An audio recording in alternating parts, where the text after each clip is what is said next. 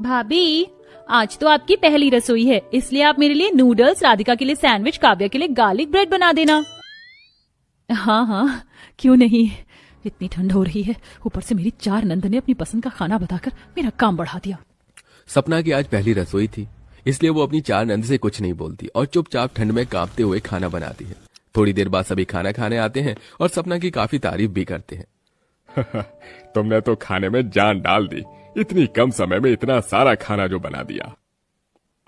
पापा, आप तो घर में रहते हैं, इसलिए आपको ये खाना जल्दी लग रहा है, पर मुझे तो 9 बजे तक घर से निकलना होता है। अगर मैं रोज 9 बजे नाश्ता करूंगा तो ऑफिस कब जाऊंगा, इसलिए कल से 8 बजे तक नाश्ता तैयार कर देना। तारीफ के साथ सपना को समय पर खाना बनाने की सख्त हिदायत भी दी जाती है और रात में जब एक बार फिर सपना खाना बनाने के लिए जाती है तो उसकी चारों नंद आकर अपने अपने खाने की फरमाइश देकर वहां से चली जाती हैं। कितनी ठंड हो रही है, इतने सारे बर्तन धोकर मुझे फिर से अलग अलग खाना बनाना पड़ेगा। सपना मुंह बनाकर ठंड में कांपती सबके लिए खाना बनाती है और रात का डिनर भी उससे लेट बनता है, जिस वजह से सभी का मुंह बन जाता है और अगली सुबह भी फिर से सबके लिए अलग अलग खाना बनाने की वजह से नाश्ता लेट हो जाता है। माफ करना, ठंड इतनी ज्यादा है कि खाना बनाने में लेट हो गया। रहने दो, मैं बहुत लेट हो चुका हूँ। अब से मना ना करे।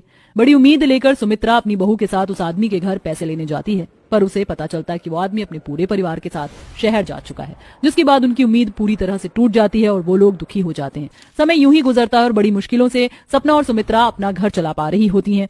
ऐसे ही एक रात पूरा परिवार घर के बाहर बैठकर हाथ ताप रहा होता है। तभी परेशान कल्पना उनके पास आती है और हाथ जोड़कर दोनों सास बहू से कहती है, सुमित्रा बहन, मुझे अपनी जेठानी पर विश्वास ही नहीं करना चाहिए था। मैंने 1 लाख रुपए की केटरिंग करी, पर वो आदमी फ्रॉड निकला, मेरे पैसे लेकर भाग गया। 2 दिन बाद मेरी बेटी की शादी है, अगर बारातियों को खाना नहीं दिया तो मेरी थू हो जाएगी। तो आंटी, आपने हमसे पूछकर थोड़ी ना ऑर्डर दिया था, जो माँ के पास आ गई हो। हम इसमें आपकी कोई मदद नहीं कर पाएंगे। प्लीज सपना बहू, प्लीज सुमित्रा बहन, मेरी मदद कर दो, मेरी बेटी की शादी है। आंटी आप रोइए मत, हम आपकी मदद जरूर करेंगे। परसों आपकी बेटी की शादी है ना, मैं और माँ जी आकर आपकी बेटी की शादी की दावत का खाना बनाएंगे। हाँ बहन, तुम्हारी बेटी हमारी बेटी भी है। माँ, अब मुफ्त में खाना बनाएंगी आप, जानती है ना हमारे घर की आर्थिक स्थिति कैसी है। नेहा, भगवान न करे अगर कभी हमारे साथ ऐसा हो तो एक बार आंटी की जगह खुद को रखकर देखो। माँ और सपना ने बिल्कुल सही फैसला लिया है। सुमित्रा और सपना की बात सुनकर कल्पना बहुत खुश होती। शीला शाम को अर्जुन को अपने घर बुलाती है और सीढ़ियों से उतार कर निशा के बेसमेंट वाले घर लेकर आती है, जहां आशा उन्हें बिठाती है और अर्जुन अपनी माँ के साथ निशा का हाथ मांगता है। और इतना अच्छा रिश्ता देखकर आशा भी मना नहीं कर पाती और सगाई की वही तारीख तय करती है। अशोक शीला और अपनी बीवी से कहता है, देख रही हो आशा, इसे कहते हैं दोस्ती, और तुम बेकार ही इस बच्ची से नाराज होकर बैठी थी।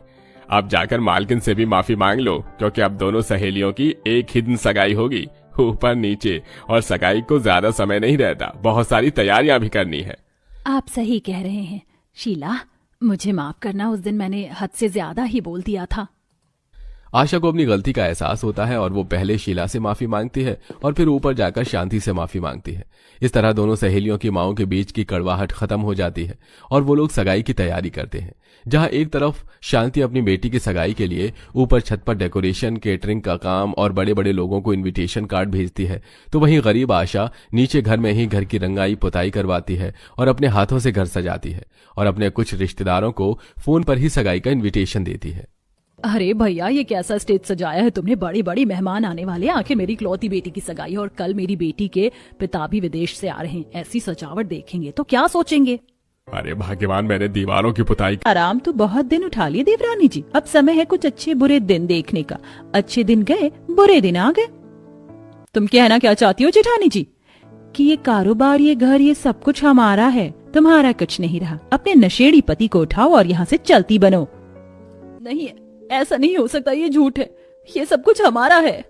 तनीषा के इतने कहते ही रूपाली उसके मुंह पर हर चीज का प्रूफ फेंक कर मारती है। अगर ये कागजात देखने के बाद भी तुम्हारे दिल को तसल्ली ना हो तो मैं तुम्हें कोर्ट तक भी खींच कर लेकर जा सकती हूँ। तनीषा जब पेपर पढ़ती है तो सब कुछ उसके जेठ और जेठानी का हो चुका होता है। जिस बात का डर था आखिर वही हो चुका था। ना चाहते हुए भी तनीषा को अपना ही घर छोड़कर अपने नशेड़ी पति के साथ घर छोड़कर जाना पड़ता है। अचानक से सब कुछ बदल जाता है। इधर निशा अपने ससुराल वालों के साथ खूब मेहनत करती है। ओह वाह, आखिरकार मेरे अकाउंट में मेरी पहली सैलरी क्रेडिट हो ही गई। पूरे 25,000 रुपए आए हैं। इसमें तो काफी कुछ हो सकता है। उधर निशा को बड़ी बड़ी कंपनी से सिलाई का ऑर्डर मिलता है। सर आप चिंता मत कीजिए, मैं सिलाई बहुत अच्छे से करके दूंगी और आपको कोई शिकायत का मौका नहीं दूंगी। ये लो एडवांस पैसा, पूरे 30,000 रुपए है। काम अच्छा हुआ तो आगे भी काम मिलता रहेगा आपको। एडवांस पैसा लेकर निशा भी बहुत खुश होती है। उधर उसके पति को प्रमोशन मिल जाता है। थैंक यू सर, मेरे प्रमोशन के लिए। आखिरकार मैं इस कंपनी का मैनेजर बन ही गया। तुम्हारे काम और मैंने यश को पूरे दिल से चाहा था कनिका, फिर भी तुम्हारे भाई ने मेरा दिल तोड़कर इस लड़की से शादी कर ली। आखिर इसमें से क्या बात है जो मुझ में नहीं है?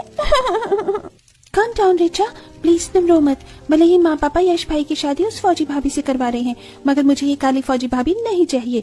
इसने मेरी पक्की सहेली का पत्ता काटा है, मैं इसका जीना दुश्वार कर दूंगी। एक तरफ मंडप में यश संध्या के फेरे चल रहे थे, वहीं संध्या की इकलौती घमंडी नंद कनिका के प्रति साजिश रच रही थी। संध्या सीधी सुलझी हुई थी, वो पेशे से एक फौजी थी। सर्व मंगल मांगल्ये शिवे सर्वार्थ साधिके शरण्यम त्र्यंबके गौरी नारायणी नमोस्तुते। विवाह संपन्न हुआ, वर वधू बड़ों का आशीर्वाद ले लीजिए। आंखों में आंसू लिए संध्या माँ के पैर छूती है। जुग जुग जीती रहे मेरी बेटी, सदा सुहागन रहे, खुश रहना। समधी जी, समधन जी, आज से मेरी संध्या आपके घर की बहू हुई। निश्चिंत रहिए सावित्री बहन, संध्या को हम अपनी बेटी बनाकर रखेंगे। ससुराल वाले संध्या को विदाई करवा के ले आते हैं, जहाँ आरती की थाली माँ के हाथों से लेते हुए कनिका स्वागत करवाती है। माँ लाओ आरती की थाली, मुझे तो मेरी फौजी भाभी का स्वागत मैं करूंगी। आजा तू कर ले। दिखावटी खुशी जाहिर करते हुए कनिका फूल बिछाकर स्वागत करती है। संध्या भाभी अब इन फूलों पर चलकर अंदर आ जाइए। कनिका, ये फूल। अमीर शांति के घर के बेसमेंट में गरीब परिवार रहता है, जहाँ खाना बनाती हुई माँ वॉचमैन के कपड़े पहनकर तैयार होती हुई पिता से कहती है, सुनिए जी, बड़ी मुश्किल से इतना अच्छा लड़का मिला है। इस बेसमेंट जैसे घर में सगाई करेंगे तो लड़के वाले क्या सोचेंगे? कोई दूसरा घर किराए पर देख लीजिए ना। मालकिन तो आराम से ऊपर रहती है, नीचे इस घर में हमें परेशानी हो रही है। एक तो इतनी उमस है कि पूछो ही मत, ऊपर से बारिश होती है तो घर में पानी जमा हो जाता है, और तो और दीवारें भी झड़ रही हैं। आशा, घर तो मैं देख लूं, पर तुम तो जानती हो ना, अच्छे घर का किराया भी अच्छा होता है। वो तो मालकिन इतनी अच्छी है कि कम दाम पर उन्होंने हमें रहने के लिए अपना नीचे का ये स्टोर रूम दे दिया, और पिछले 15 साल से हम यहीं रह रहे हैं। और मेरी सैलरी केवल 15,000 रुपए है।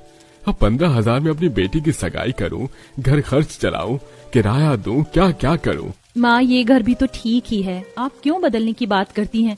पापा आप काम पर जाओ, हम इसी घर में मेरी सगाई करेंगे। निशा के कहने पर अशोक नौकरी पर चला जाता है। अब इसी तरह कुछ दिन बीत जाते हैं और एक दिन निशा अपनी सगाई का इनविटेशन अपनी अमीर दोस्त को देने के लिए सीढ़ियों से चढ़कर ऊपर जाती है। शीला, अगले महीने 15 तारीख को मेरी सगाई है, तो सोचा कि सबसे पहले तुम्हें इनविटेशन दूं। अरे वाह बेटा, ये तो बहुत अच्छी बात है। अगले महीने 15 तारीख हमने भी शीला की सगाई रखी है, कितना अच्छा